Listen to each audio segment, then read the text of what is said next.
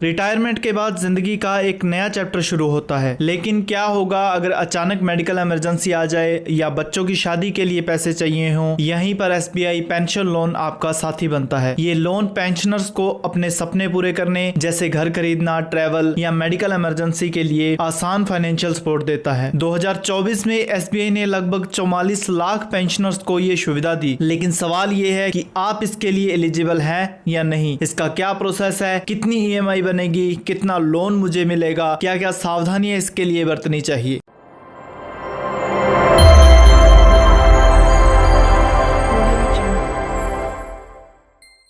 नमस्कार दोस्तों, मेरा नाम है नवजोत सिंह। चलिए वेल्थ विंडो की हेल्प से आज इस वीडियो में हम एसबीआई पेंशन लोन को डिकोड करेंगे। वीडियो शुरू करने से पहले आपसे एक रिक्वेस्ट है कि अगर आपने चैनल को सब्सक्राइब नहीं किया है तो प्लीज चैनल को सब्सक्राइब कर लें, और ऑलरेडी कर रखा है तो भैया बहुत बहुत धन्यवाद आपका। इसको प्लीज लाइक कर देना, कोई फायदा हो, कुछ ज्ञान मिला हो तो कमेंट भी कर देना। चलिए हम टॉपिक पर आते हैं। इस वीडियो में हम सबसे पहले कवर करेंगे कि पेंशन लोन कौन कौन ले सकता है, कितना लोन आपको इसमें मिल जाएगा। Normal pensioners plus family pensioners अगर कोई है तो उसको भी यहाँ पर पता चल जाएगा कि मैक्सिमम लोन आप कितना ले सकते हैं। हम यहाँ पर फैमिली पेंशनर्स को भी कवर करेंगे। पेंशन लोन लेने के लिए आपकी मैक्सिमम एज कितनी होनी चाहिए, और एक बार अगर आपने लोन ले लिया तो उसको वापस भरने के लिए आपको कितना टाइम मिलता है, वो भी हम लोग यहाँ डिस्कस करने वाले हैं। अब ज्यादातर पेंशनर्स के दिमाग में एक सवाल ये रहता है कि जब आप पेंशन लोन लेते हैं तो आपको यहाँ पर एक गारंटी देनी होती है। वो गारंटी किस तरीके से काम करती है, किसकी गारंटी आप दे सकते हैं, क्या आपको एक बाहर का व्यक्ति पकड़ना होगा गारंटी के लिए, या आपके परिवार में से ही किसी की गारंटी आप दे सकते हैं। इस बात को भी हम क्लियर करने वाले हैं। इसके अलावा दोस्तों प्रोसेसिंग फी, जिसे हम फाइल चार्ज भी बोलते हैं, मेन पॉइंट इंटरेस्ट रेट यानी कि ब्याज आपको कितना लगेगा, जितने की ईएमआई है उससे ज्यादा पैसा जमा करा दिया तो क्या होगा, किस्त ड्यू हो गई मेरी तो क्या होगा, कितनी पेनल्टी मुझे लगेगी, कहां से मिलेगा ये लोन, जहां आपका खाता है वहां या कोई अलग बैंक देखनी पड़ेगी। लोन के चलते आपको बीच में पैसों की जरूरत पड़गी तो दूसरा पेंशन लोन मिल सकता है या नहीं मिल सकता, ये सारी चीजें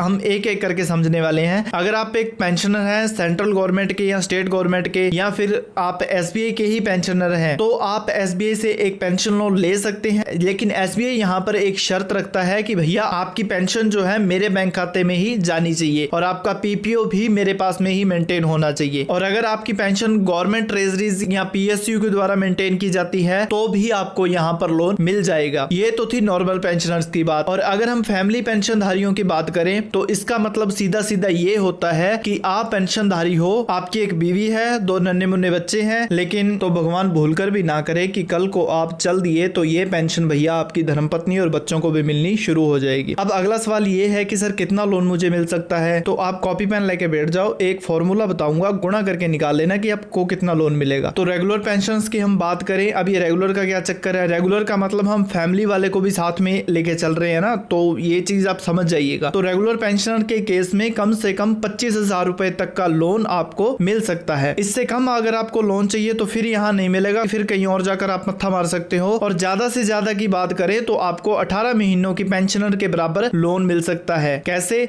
चलिए एग्जाम्पल के साथ समझते हैं। अब एग्जाम्पल के लिए किसी व्यक्ति की 50,000 रुपए पेंशन आ रही है तो सिंपली उसको 18 से गुणा कर दो, ये आपकी मैक्सिमम लोन अमाउंट निकल के आ जाएगी। जैसे इसका 9 लाख बना तो आप 9 लाख का लोन इस 50,000 के केस में ले सकते हैं। तो आपको अपने हिसाब से देख लेना है कि आपकी कितनी पेंशन है, उसको 18 से गुणा कर दो तो सिंपली आपकी लिमिट निकल के आ जाएगी। अब यहाँ पर एक मैक्सिमम सीलिंग नाम का एक और वर्ड आ जाता है, हमारी भाषा में इसे चुनौती बोल सकते हैं, कि लोन देने से पहले आपकी यहाँ पे एज देखी जाती है। तो अगर आपकी एज 72 साल तक है तो यहाँ आपको ज्यादा से ज्यादा 20 लाख तक का लोन दिया जाएगा। वहीं बात करें हम जैसे तैसे करके, मान लो आप 72 पार कर गए तो 72 से 74 तक आप 12 लाख तक का लोन मिल सकता है, और वहीं 74 से 76 के बीच आपको 7.5 लाख तक का लोन मिल सकता है। तो इससे एक बात और क्लियर होती है कि आप ज्यादा से ज्यादा 76 साल की उम्र तक ही पेंशन लोन ले सकते हैं, इससे ऊपर का रिस्क एसबीआई नहीं लेना चाहती। और एक बात और है, आपकी पेंशन का 50% से ज्यादा ईएमआई के रूप में नहीं काटा जा सकता। अब बात करें फैमिली पेंशनर के बारे में तो लगभग सेम ही है, मिनिमम 25,000 की लिमिट, मैक्सिमम 18 महीनों की पेंशन। अब वो मैक्सिमम सीलिंग यानी चुनौती की बात करें तो यह बिल्कुल भी रिस्क नहीं ले रहे। ये लोग 72 साल की एज तक आपको सिर्फ और सिर्फ 5 लाख तक का लोन लोन दे रहे हैं। 72 से 74 के बीच 4.5 लाख का लोन मिल जाएगा और 74 से 76 के बीच आपको मात्र 2.5 लाख का लोन मिलेगा। टोटल पेंशन का सिर्फ 33% ही EMI के रूप में बैंक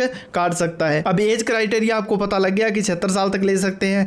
अब लोन वापस भरने की बात करें तो ज्यादा से ज्यादा 6 साल की आपकी किस्तें बनाई जा सकती है और 78 साल से पहले आपको लोन पूरा भरना पड़ेगा। अब ये 6 साल का फायदा आप तब भी ले सकते हैं अगर आपकी उम्र 72 साल या उससे कम है, क्योंकि 72 से 78 6 साल हो गए तो आप 72 किस्तों में आराम से ये लोन भर सकते हो। और अभी हमने बात की कि ये लोन आप 76 साल की उम्र तक मैक्सिमम ले सकते हो और 78 से ऊपर हम जा नहीं सकते। तो इस सिचुएशन में एक बीच का रास्ता ये है कि 76 से 78 हो गए 2 साल, तो 2 साल यानी कि 24 किस्तें आपकी बन गई, तो 24 किस्तों में ये लोन आपको पूरा भरना पड़ेगा, इसका और कोई इलाज नहीं है। अब आती है थर्ड पार्टी गारंटी। जब भी आप लोन लेने जाओगे तो आपको यहाँ पर एक गारंटी देनी होती है। इंटरेस्टिंग पॉइंट ये है कि अगर आपका PPO वही बैंक मेंटेन कर रहा है, यानी कि SBI ही मेंटेन कर रहा है, तो आपको कोई भी गारंटी नहीं देनी होती है। लेकिन ट्रेजरी या किसी और डिपार्टमेंट में आपका PPO है तो उस केस में थर्ड पार्टी गारंटी आपको देनी होती है। गारंटी आप अपने पति पत्नी की दे सकते हो, यानी ये गारंटी वो बंदा ले सकता है जो आपके बाद पेंशन का फायदा उठाएगा, और अगर वो नहीं है तो बात बच्चों तक या दूसरे फैमिली मेंबर्स तक भी जा सकती है। और फैमिली पेंशन के केस में ये गारंटी वो बंदा ले सकता है जिसका एक सेटिस्फैक्टरी ट्रैक रिकॉर्ड SBI के साथ है। बैंक यहाँ पर भी कोशिश करता है कि वो गारंटी आपके स्पाउस या आपके बेटे या बेटी को ही मिले। अब बात करते हैं प्रोसेसिंग फीस यानी कि फाइल चार्ज के बारे में। तो अगर आप SBI के ही पेंशनर हैं या डिफेंस पेंशनर यानी कि आर्मी, एयरफोर्स या नेवी से रिटायर हैं तो आपको यहाँ कोई भी प्रोसेसिंग फी नहीं देनी होती है। इसके अलावा जितने भी रेगुलर पेंशनर हैं उनको अपने लोन का 1% प्रोसेसिंग फी के रूप में देना होता है। यहाँ पर आपको बैंकिंग केस में 18% GST भी देनी होती है। यहाँ पर आपसे मिनिमम प्रोसेसिंग फी 1000 रुपए प्लस GST और मैक्सिमम प्रोसेसिंग फी 10,000 रुपए प्लस GST तक ली जा सकती है। और दूसरी तरफ हम फैमिली पेंशनर की बात करें तो आपकी जो लोन की अमाउंट है उसका 0.5% प्लस GST प्रोसेसिंग फी के रूप में ली जा सकती है और मिनिमम 500 रुपए प्लस GST और मैक्सिमम 2500 रुपए प्लस GST लिया जा सकता है। अब हम मेन मुद्दे पर आते हैं कि आपको इसमें ब्याज कितना लगेगा। नॉर्मल SBI पेंशन के केस में 11.60%, जजमान पेंशन लोन के केस में 11.60%, ट्रेजरी या PSU के केस में 11.60% और अगर आपका ट्रेजरी या PSU एक कंसेंट डाटा है कि आपकी पेंशन को कहीं और ट्रांसफर नहीं किया जाएगा तो 11.60%, अगर ये कंसेंट नहीं देता है तो 12.10% का ब्याज आपको यहाँ पे लग सकता है। और प्री अप्रूव्ड लोन जो कि SBI की योनो ऐप के माध्यम से दिया जाता है वहां पर भी आपको 11.60% का ब्याज आपको देखने को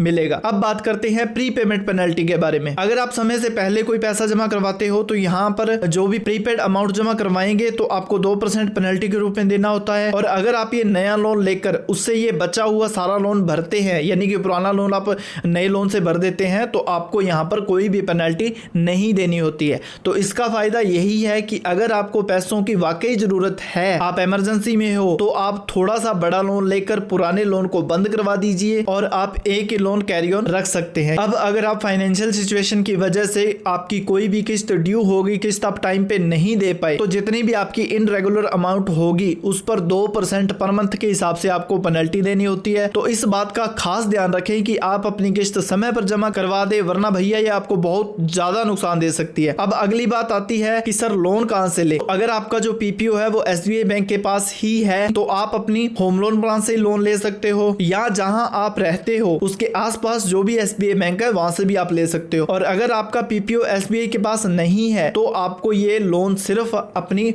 होम ब्रांच से मिलेगा। अगर आपका पहले से कोई लोन चल रहा है, दूसरा लोन आप लेना चाहते हो तो जी हाँ बिल्कुल दूसरा लोन आप ले सकते हो, लेकिन यहाँ पर आपकी जो ओवरऑल लिमिट है उसको ध्यान में रखा जाता है। जैसे अगर आपकी उम्र 72 साल या उससे कम है तो 20 लाख का लोन आपको मिल जाएगा और दूसरा लोन मिला के ये लिमिट क्रॉस ना हो, और EMI के केस में 50% या 33% से ऊपर नहीं काटी जा सकती। तो ये था एक कच्चा चिट्ठा SBI पेंशन लोन के बारे में। SBI पेंशन लोन आपकी रिटायरमेंट को खुशहाल बना सकता है, लेकिन लोन लेने से पहले अपनी पेंशन, EMI और जरूरतों का हिसाब जरूर लगा लें। उम्मीद है कि सारे सवालों के जवाब आपको मिल गए होंगे। फिर भी अगर कोई डाउट हो तो भैया कमेंट कर दो, जल्दी से जवाब जरूर मिलेगा। इसके साथ में ये भी बताएं कि इस लोन का इस्तेमाल आप किस लिए करना चाहते हैं, और अगर ये वीडियो आपको पसंद आया तो लाइक करें, शेयर करें और चैनल को सब्सक्राइब नहीं किया तो सब्सक्राइब कर दें। मिलते हैं एक और नई वीडियो के साथ, तब तक के लिए जय हिंद, जय भारत।